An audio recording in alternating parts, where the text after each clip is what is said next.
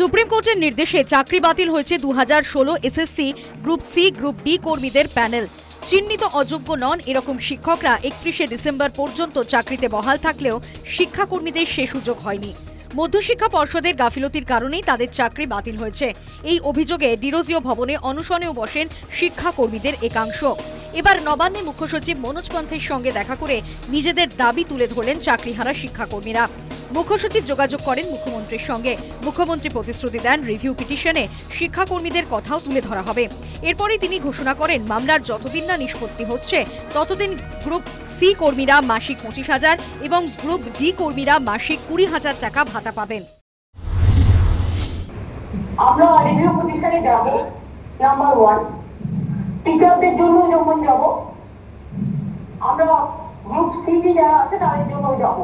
আমি কোনো ভাগাভাগি করতে নেই, কারণে যেহেতু কোর্টে কেস সাবজেক্ট আছে, আমি কোর্টের ব্যাপারে কোনো কথা বলতে পারবো না, কারণ আমরা কোর্টের রায়টা মানবো। এটা হচ্ছে 1 নম্বর। 2 নম্বর, আমি তো বলেছি যে আমরা করে যাচ্ছি, আমরা রিভিউ করবো এবং সেক্ষেত্রে তো খরচা ওদের করতে হবে না, খরচাটা গভর্নমেন্টই করবে, গভর্নমেন্টই দেখে দেবে। নাম্বার 3 হচ্ছে যদি কোর্ট অ্যালাউ করে ওদের কাজ করতে বেটার, যদি কোর্ট ওখানে অ্যালাউ না করে সেটা অল্টারনেটিভ কি হবে সেটা আমরা কোর্টের রায় থেকে ভাববো। এবং এটুকু আমি নিশ্চিন্ত করতে পারি আমরা কিছু না কিছু নিশ্চয়ই করার চেষ্টা করবো আইনের মধ্যে থেকেই। এটা হলো ওদের জন্য, সংস্কৃতির জন্য। লেবার ডিপার্টমেন্ট থেকে আমরা সাবস্টিটিউট স্কিমের মাধ্যমে যারা গ্রুপ ডি আছেন তাদের 20,000 টাকা এবং যারা গ্রুপ সি আছেন তাদের 25,000 টাকা করে দেবো। খুব স্বাভাবিকভাবে বিরোধীরা মুখ্যমন্ত্রীর ঘোষণার সমালোচনা করেছেন।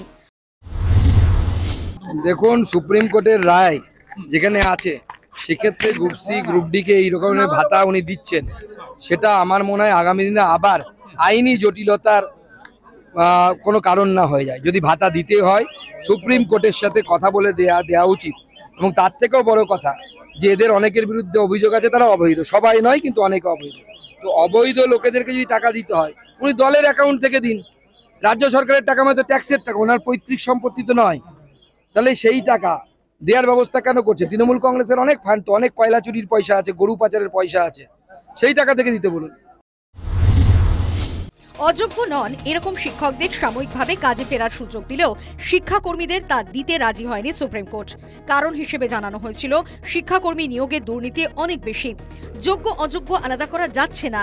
সেই পরিপ্রেক্ষিতে প্রশ্ন উঠছে, যাদের বিরুদ্ধে দুর্নীতির অভিযোগ রয়েছে তাদের মাসিক ভাতার ঘোষণা সরকার কি করে করতে পারে? মাসিক ভাতার টাকা কোত্থেকে আসবে? জনগণের করের টাকায় কেন দুর্নীতিতে অভিযুক্তদের মাসিক ভাতা দেয়া হবে? এর পাশাপাশি উঠছে অন্য প্রশ্ন, সুপ্রিম কোর্টের নির্দেশে এই শিক্ষাকর্মীদের স্কুলে যাওয়া বারণ, তাহলে তারা ভাতা পাবেন কোন কারণে? নাকি কোনো কাজ না করেই ভাতা পাবেন ওরা? মুখ্যমন্ত্রীর ঘোষণাকে অনেকেই আদালত অবমাননা হিসেবে চিহ্নিত করছেন। এমনিতেই শিক্ষক শিক্ষাকর্মী নিয়ে আইনি জটিলতা তৈরি হয়েছে, তার সঙ্গে কি আরও এক মামলা যোগ হবে? News time.